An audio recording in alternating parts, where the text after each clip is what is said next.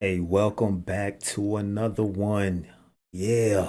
I ain't gonna lie, Sunset Towns is a freaky concept to me, man. Um, but in my travels, especially driving to Texas from like the East Coast, I would always get paranoid when it came to driving through like West Virginia and Arkansas, Tennessee, and even like the outskirts of Texas and stuff like that, man, because it was so isolated out there, man. Those gas stations out there look like back in the 50s, bro. Like a lot of them. It was just so rural. Like there was a gas station for miles. It was just land and darkness and trees and no lights and nothing, man. So I have heard about sunset towns before, but I really did not think they existed as much or at all. But I was watching YouTube and I saw this documentary, so let's check it out, man. For much of the 20th century, thousands of all white towns forbade black people and minorities from being within the city limits after nightfall. These communities were known as sundown towns, both to residents and those passing through, and a lot of them happened to be in the South. They're scattered through all out the country: the Midwest, New England, California, Texas. These towns usually allowed black people and minorities to pass through during the day, especially if they were there to work, but they had to be out after dark. Otherwise, they risked being arrested, beaten, or even murdered by the residents who happened to be all white. Though their origins date back to colonial times, the era of sundown towns have been around since 1890. For decades, these communities either explicitly did not let minorities in, or they let them know that they were definitely not welcome. Sometimes they drove black residents out by force. Other times, they passed exclusionary laws to make sure that the African American population did not want anything to do with that town. It's crazy. Most of them intimidated black travelers who were driving through and threatened them with violence if they stuck around for too long. It's really difficult to know how many sundown towns there are in the United States. And I say there are because they are still very much a thing. But a sociologist once estimated that there was about 10,000 sundown towns across the country at its peak, which was only in 1970. After the civil rights movement, some of these towns slowly began to convert and welcome black people, but other towns didn't. While few former sundown towns would describe themselves as a sundown town today, many of them remain largely white.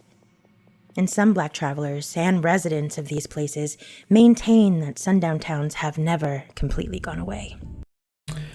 Bro, I cannot imagine that, bro. Like we speak about racism and being oppressed and all that now.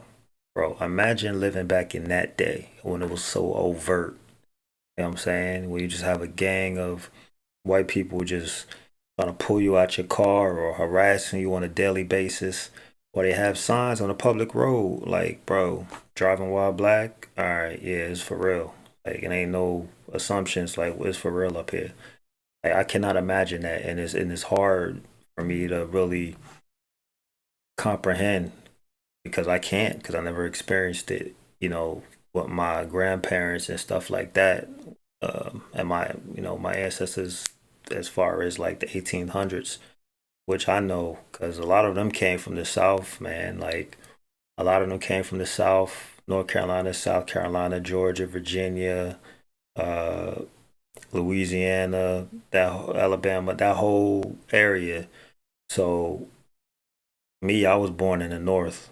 You know what I mean? So it looks like during that time frame around like the 40s, especially like my recent ancestors and stuff like that, um, moved during that great migration period.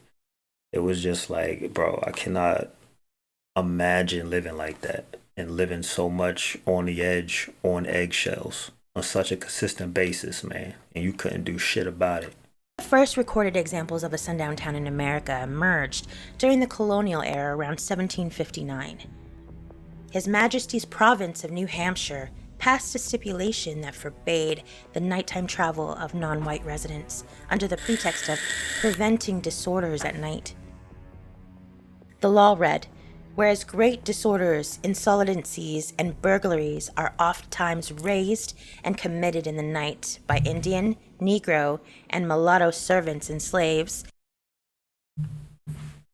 to the disquiet and hurt of Her Majesty's good subjects, no Indian, Negro, or mulatto servant or slave may presume to absent from the families where they respectively belong, or be found abroad in the night time after 9 o'clock, unless it be upon errand for their respective masters or owners. These stipulations were also published in local newspapers, where they were often enforced by violence by the white authorities. Few white citizens objected to this, obviously, and after all, many of them considered the enslaved people to be property. They didn't want their property to get away from them, did they? After the Civil War and the abolition of slavery in the United States, many white lawmakers in the South began to pass discriminatory policies that denied countless rights to African Americans. This time period itself would eventually become known as the Jim Crow era. Around the same time, sundown towns also began to take hold, and they started to move from the South. Of course, there's no doubt that sundown towns existed in the South, and that white Southerners pushed black people out of their communities. During the brutal Red Summer of 1919, an armed white mob in Corbin, Kentucky, rounded up some 30 black men, women, and children, and violently forced them into rail cars headed for other towns. However, many African Americans also began to leave the South on their own. During the Great Migration, over 6 million black people moved from the South to the North, Midwest, and West from 1960 to 1970. Many of the people who relocated were hoping for a better life elsewhere in the United States, but unfortunately they often found that racism was still a major problem, even in the sophisticated urban cities of the North. With the popularization of the automobile, black drivers were eager to explore more of the United States and find the best place to settle down, or at least visit and be a welcome guest. But while they're on the road, these travelers learned very quickly that they needed to avoid sundown towns at all costs. Bro.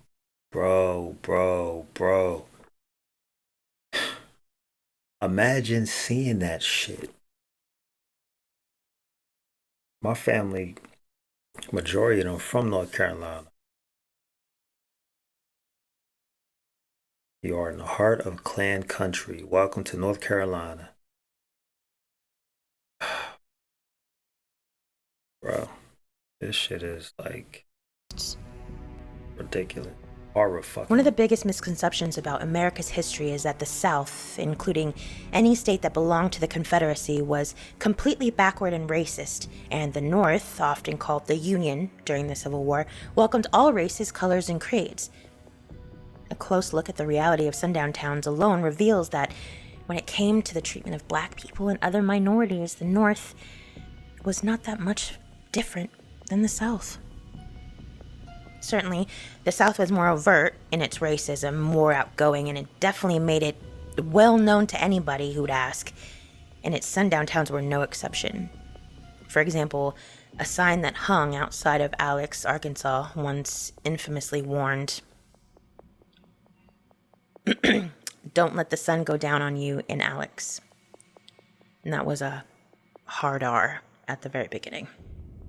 2 hours to the south, in Mena, Arkansas, a sign advertised the town as such: cool summers, mild winters, no blizzards, no Negroes.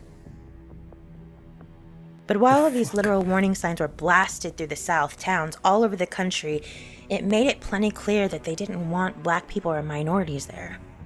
The historic Route 66 is a sad example. By the 1930s, 44 out of the 89 counties that bordered the highway were sundown towns.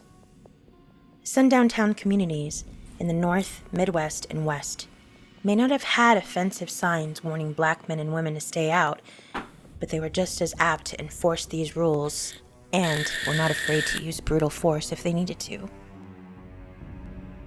In Duluth, Minnesota, 3 black circus performers were kidnapped from a local jail by a white mob, beaten on the street, and hanged from a telephone pole in 1920. A few days later, in Vienna, Illinois, a white mob took to the streets after a black man escaped from prison and set fire to nearly all of the African American homes, forcing nearly all the black residents to flee. The ever-growing list of sundown towns became so long that black travel writer named Victor Green penned the Negro Motorist Green Book in response. The book served as a written survival guide for aspiring black travelers looking to enjoy the open road and included a list of restaurants, hotels, stores, and other businesses that would welcome them. I can't imagine what they had to live through at that time frame, man. Compared to that time frame and the Jim Crow and all that shit, compared to the black codes, compared to slavery, actual slavery, how a lot of us black people are living right now, man, it was probably thought of as impossible, unlikely back in those days where we can actually have this type of freedom. So when I hear like, oh, black people are oppressed, this, that, whatever, okay, maybe. You might be right. However, we are not oppressed the way that the media, the way that a lot of people want to be victimized or want to be victims. Can you imagine living in times where black people were enslaved, having a family, and then having your family torn apart and sold off like you were fucking pets? Can you imagine having a spouse and the slave master having sex with your spouse and you couldn't do shit?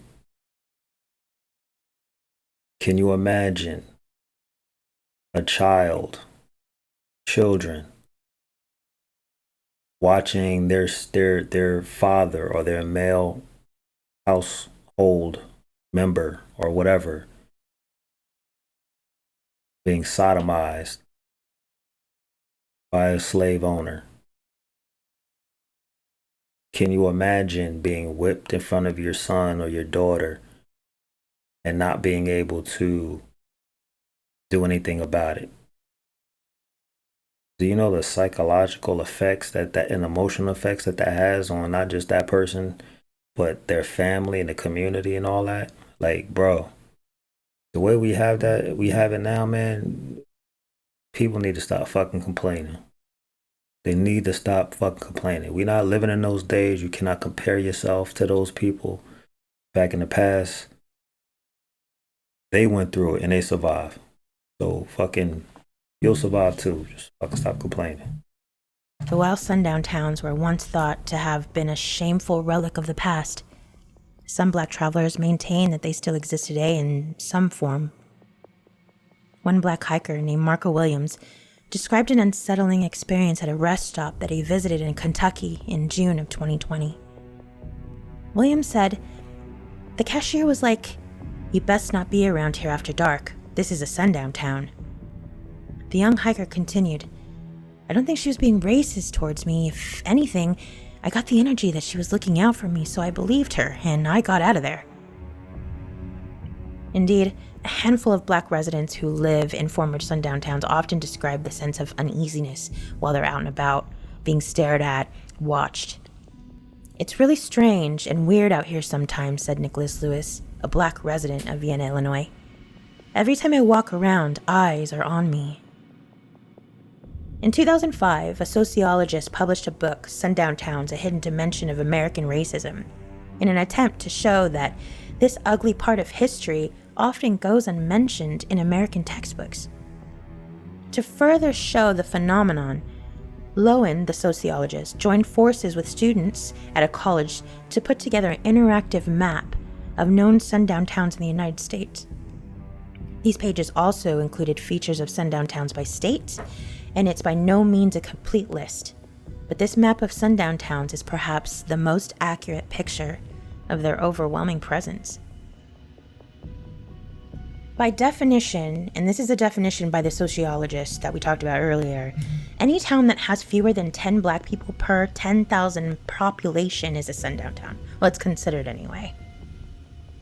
In the past, some had signs, but because of federal laws against discrimination, the newer contemporary sundown towns are more likely to be like on the undercover. They'll do things like make policies and pricing in their stores, or they'll just do things to make it less appealing for minorities to be in the town. In Martinsville, Indiana, a 21-year-old black woman, Carol Jenkins, was stabbed to death after dark while selling encyclopedias.